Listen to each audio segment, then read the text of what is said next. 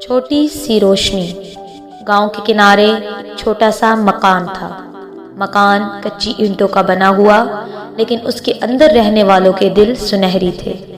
وہاں ایک بیوہ ماں اپنی ننھی بیٹی مریم کے ساتھ رہتی تھی۔ ماں دن بھر کھیتوں میں کام کرتی اور شام کو جب تھکی ہاری گھر لوٹتی تو مریم دوڑ کر اس کی باہوں میں سمٹ جاتی۔ بس یہی لمحہ ماں کی ساری تھکن اتار دیتا۔ مریم کو پڑھنے کا بڑا شوق تھا، مگر گاؤں میں نہ کوئی اسکول تھا نہ کتابیں۔ ماں جب شام کو کھیت سے واپس آتی تو مریم ضد کرتی، امی آپ مجھے پڑھنا سکھائیں۔ ماں مسکرا کر کہتی، بیٹی میں نے تو خود کبھی اسکول کا منہ نہیں دیکھا، پر تو فکر نہ کر، کوئی نہ کوئی راستہ نکل آئے گا۔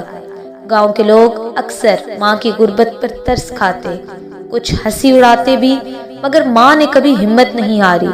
وہ جانتی تھی کہ غربت کے اندھیروں کو صرف تعلیم کی روشنی ہی مٹا سکتی ہے۔ ایک دن مریم کھیتوں کے پاس کھیل رہی تھی کہ اس نے ایک بابا جی کو دیکھا۔ ان کے ہاتھوں میں پرانی سی کتاب تھی۔ مریم دوڑ کر ان کے قریب گئی اور ادب سے سلام کیا۔ بابا جی نے پیار سے پوچھا، بیٹی تمہارے چہرے پر اتنی تجسس بھری روشنی کیوں ہے؟ مریم نے جھجکتے ہوئے کہا، بابا جی مجھے پڑھنا ہے، کیا آپ مجھے پڑھا سکتے ہیں؟ بابا جی کے چہرے پر حیرت اور خوشی ایک ساتھ نمودار ہوئی۔ وہ کئی سال پہلے شہر کے استاد رہ چکے تھے، مگر بڑھاپے میں گاؤں واپس آ گئے تھے۔ انہوں نے مریم کو روز شام کو پڑھانے کا وعدہ کیا۔ یوں مریم کے خوابوں کو پر لگ گئے۔ وہ لکڑی کے کوئلوں سے مٹی پر حروف لکھنا سیکھتی، پرانی کتاب کے پھٹے ہوئے اوراق سے الفاظ چن چن کر یاد کرتی۔ دن گزرتے گئے اور مریم کی محنت رنگ لانے لگی۔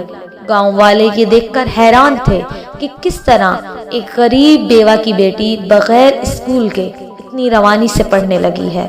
آہستہ آہستہ دوسرے بچے بھی مریم کے ساتھ شام کو بابا جی کے پاس آنے لگے۔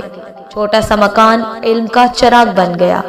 ماں اکثر مریم کو دیکھ کر دعا کرتی، یا اللہ میری بیٹی کے نصیب میں وہ خوشیاں لکھ دے جو میں کبھی نہ دیکھ سکی۔ وقت گزرتا گیا۔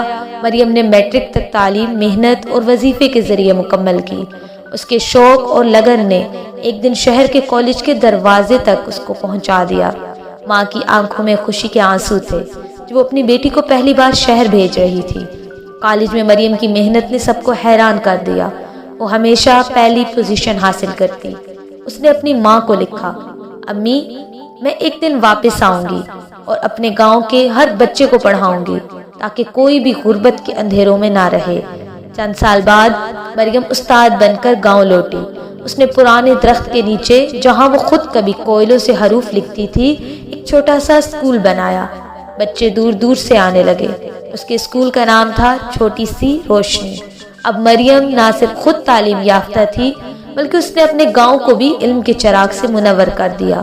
ماں کی آنکھیں فخر سے چمک رہی تھی۔ وہ جانتی تھی کہ اس کی قربانی رائے گاں نہیں گئی۔ یہ کہانی ہمیں یہ سبق دیتی ہے کہ غربت کبھی بھی خوابوں کی راہ میں رکاوٹ نہیں بن سکتی۔